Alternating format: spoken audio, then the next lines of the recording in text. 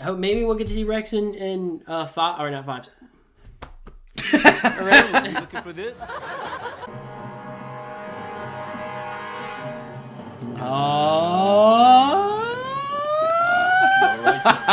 Yes. Oh yeah. Oh, that's beautiful. How could you not recognize that face? That's beautiful. That is truly beautiful. Do you think Chuchi actually? What? Oh, I thought that's what we were watching about. I was so confused for a second. Alarm blaring.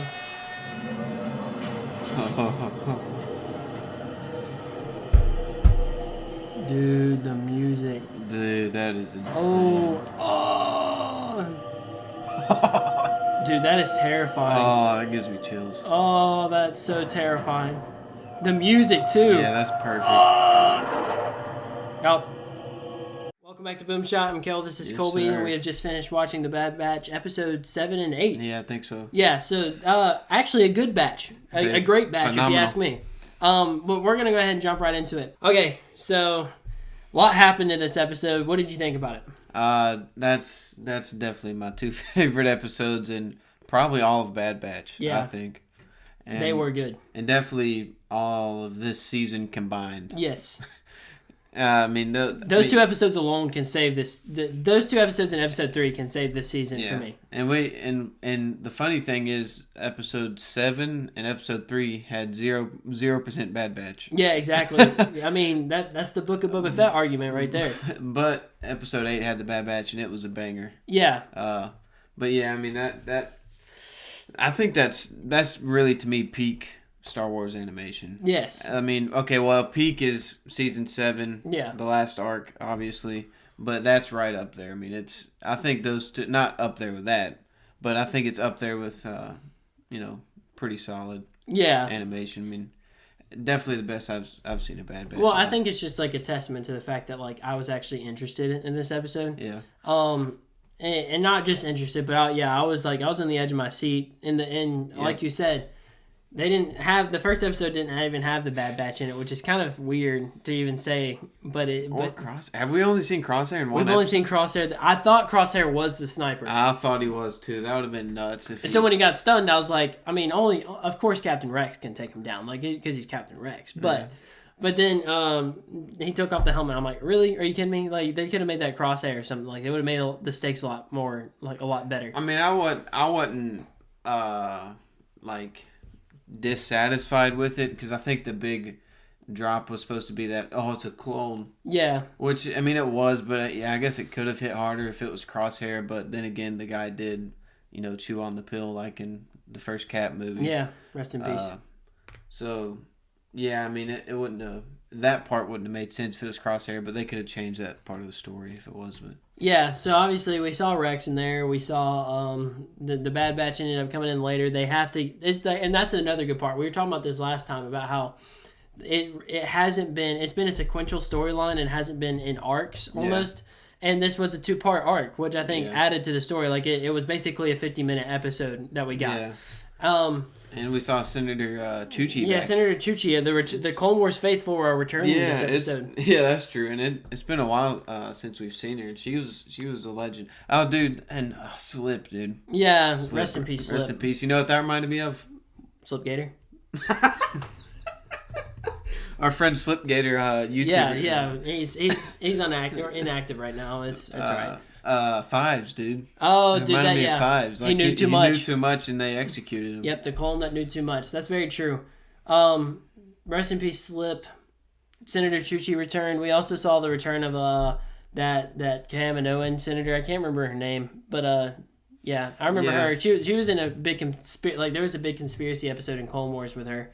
Yeah, I mean they pulled out all the stops, it felt like, for these 2 episodes, and it didn't feel too forced. Like, okay, you're really bringing this person back. They all had an important part to the story. Yeah, exactly. I agree with that.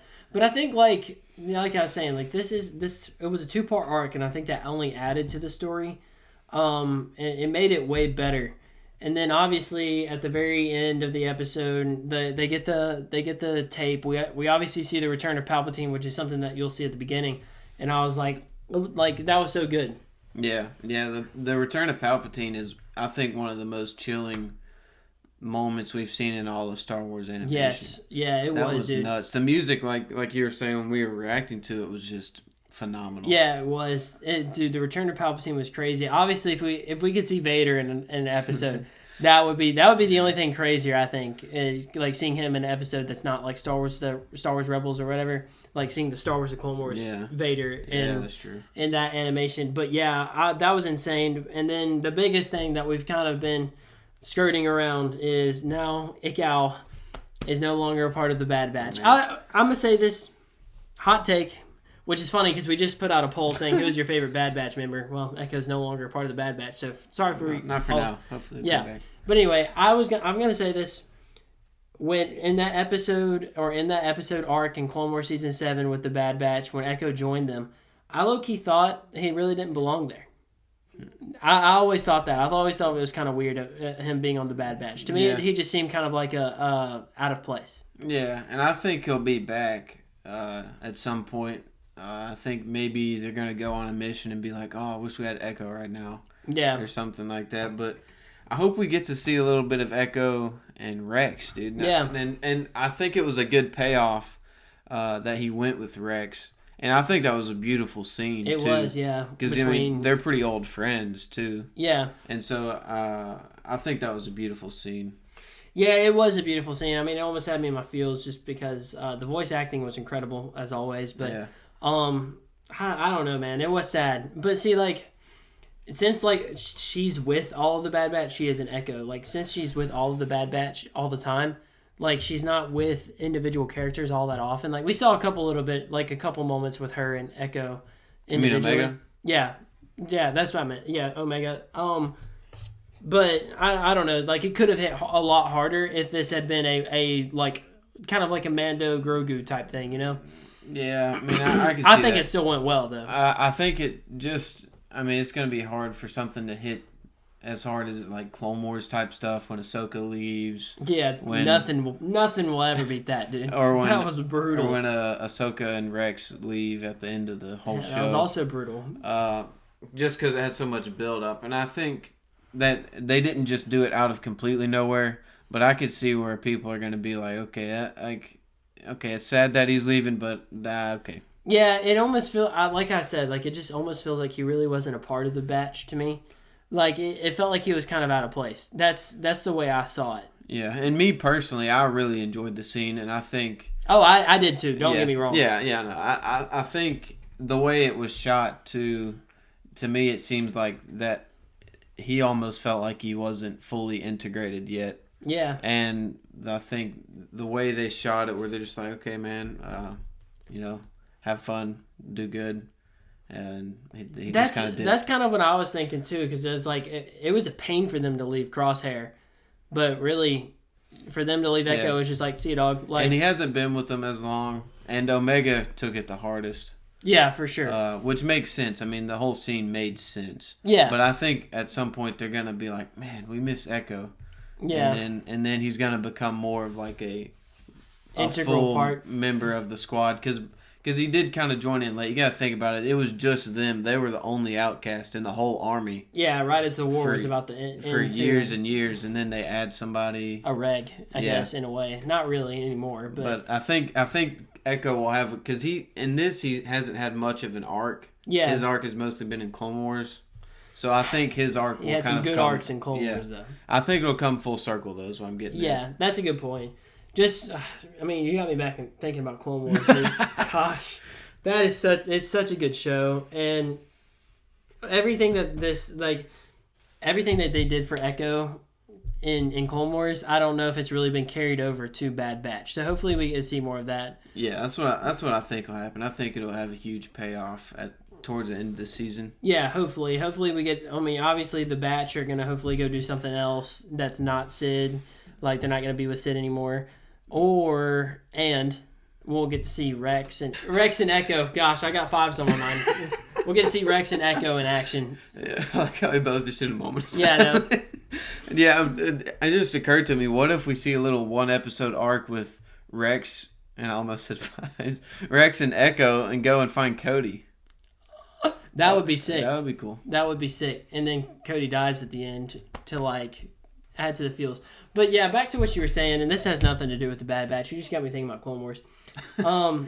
Dude, like the way that Clone Wars built up all of the saddest moments is so it was so good, dude. Yeah, it's perfect. Peak storytelling, if you ask me. It is. I mean, I've watched a lot of shows. I've become kind of a show enthusiast. Also, I mean, obviously, I love movies still. Hold up, big question. Actually, continue, and then I'll ask. I've watched a lot of shows over the past couple of years, and Clone Wars is still my favorite, man. That's what I was about to ask you, even over Punisher. Yeah, I think it really is. That is big. That's a big statement right there. But I mean, as a Frank Castle enthusiast, they're completely different. I mean, they are. Yeah. I mean, obviously, animation and live action. One's kind of a kid's show. One's definitely not a kid's show. Yeah. So I mean, I think all in all, Clone Wars is still my favorite show of all time. Yes, easily. It's just. I sometimes I wonder. I'm like, what if Fives was still alive?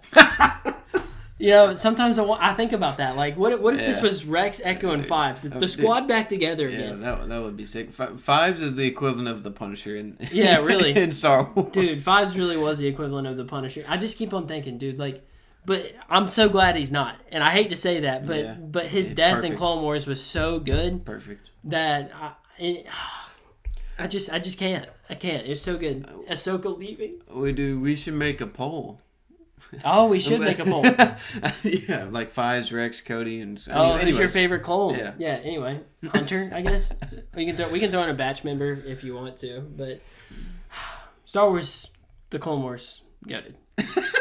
That's these 2 episodes goated. I think 2 episodes, and you know why? Because they were Star Wars, the Clone Wars esque. They were in the lineage of Star Wars. There's nothing wrong with if it ain't broke, don't fix it. Yeah, amen to that, brother. I'll take that all day. You can change it, but don't try to fix it. You can swap up the characters and swap up a bunch of different things, but kind of think about like chess, right? It's still the same chessboard, right? You can move the pieces, right? But it's still the same chessboard. You're still operating on the same stage, right? Yeah. Same thing with Bad Batch. You're still operating in the same like Clone Wars framework, but with different characters. Yeah. I'd love to see that because Dave Filoni has a knack for making me care about things I shouldn't care about. Yeah, I mean, and I think these 2 episodes have done more for me than anything we've ever seen of the Bad Batch, including their arc in Clone Wars. Yeah, that's a good point. Honestly, I agree with that. Also, was that what was it, Trace in Rafa's garage? Yeah, I think so. Yeah. Okay, so that was an interesting nice little tie back. But anyway, the moral of the story is Star Wars: Clone Wars is the best. Bad Batch needs to follow more in Star Wars: The Clone Wars path, and we hope to see that come to pass. I think these last 8 episodes are all going to be really, really good. Yeah. And then when we look back on this season as a whole, what was it, 7 and 8? We'll have 11 episodes. Yeah, really, really good. And 3. Yeah, that's what I'm saying. 11 in total. These 2, 3, and the next 8. Yeah, that's a good point. So 11 episodes out of 16. I'll take that as a season. I'll take that as a season as well. That means we have 5 filler episodes. Maybe they're just trying to front load it, get all the filler out of the way at first, and then just give us everything that we wanted to see. So yeah, let's hope this season continues to be on the rise. Right? It hit a pretty nasty low, but then once you hit rock bottom, astronomical rise. Once you hit the bottom, it's like you bounced off the Rex trampoline, dude, and now they're back up. The Rex trampoline. Yeah, I mean, if you bring in Rex, you automatically know that's just it's gonna rebound. So it's like, who's a good rebounder these days? I don't know. I don't watch basketball. Rudy Gobert. Yeah, Rudy, the Stifle Tower himself.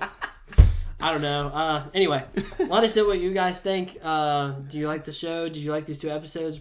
Probably, because I think everybody else was complaining about the other however many episodes. But let us know what you guys think. Thank you guys for watching. See you in the next one.